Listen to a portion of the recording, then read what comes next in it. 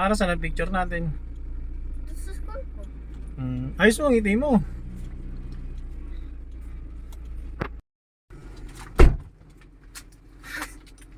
O, lagyan mo yan sa bag mo yung baon mo.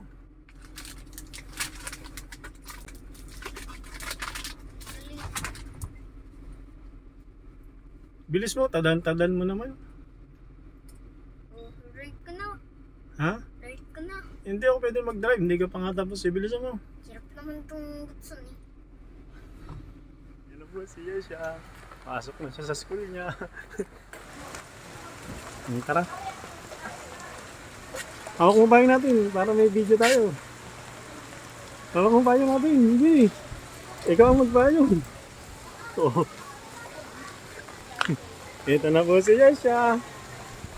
Binuhat po siya ng daddy kasi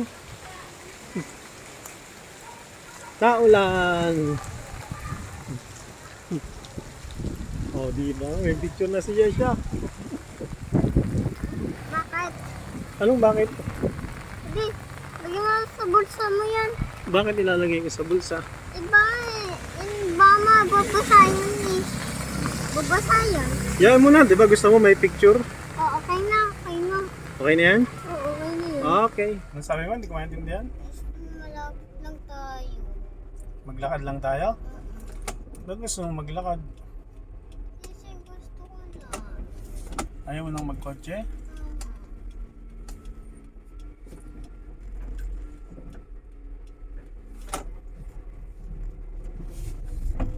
Ano gusto mo, magkotse o magmotor?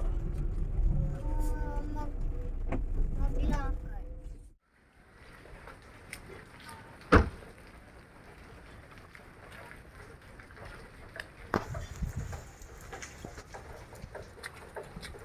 Open mo gate. Kaya mo open yung gate.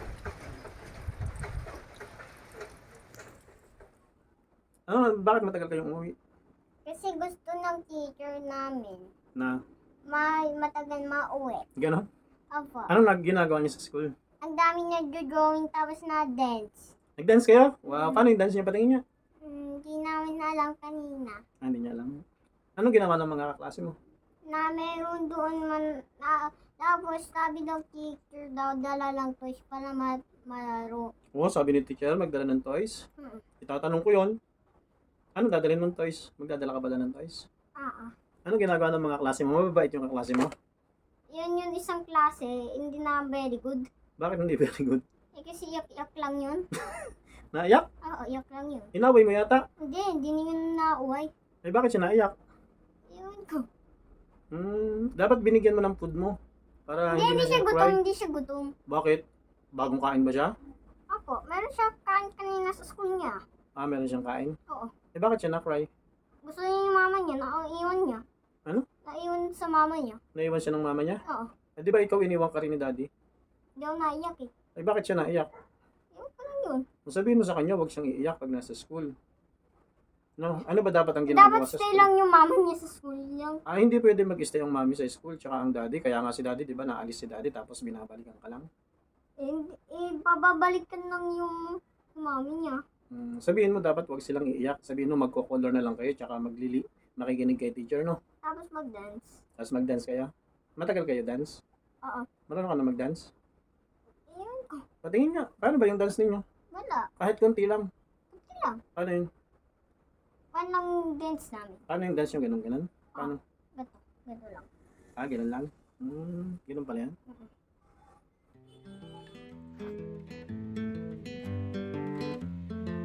Kadiskarte, masarap maging magulang, partikular ang pagiging ama. Hindi ako perpektong tatay pero masaya akong ginagampanan ang aking mga responsibilidad sa aking mga anak. Sabi nila, mahirap maging magulang. Tama ba yun? Depende yan sa ating pananaw. May mga hirap tayong pagdadaanan sa pagiging magulang.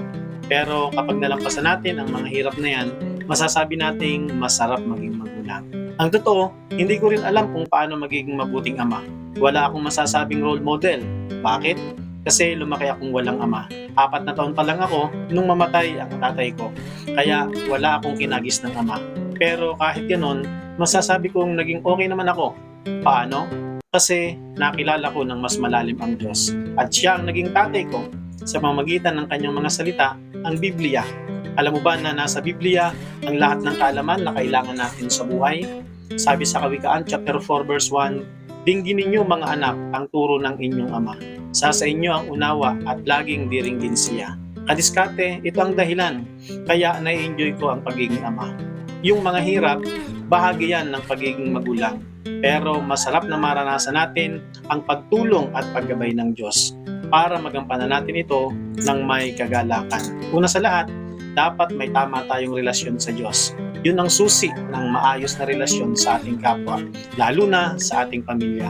Kung gusto mong malaman kung paano magkaroon ng relasyon sa ating Panginoong Hesus, pwede kitang i-coach dyan.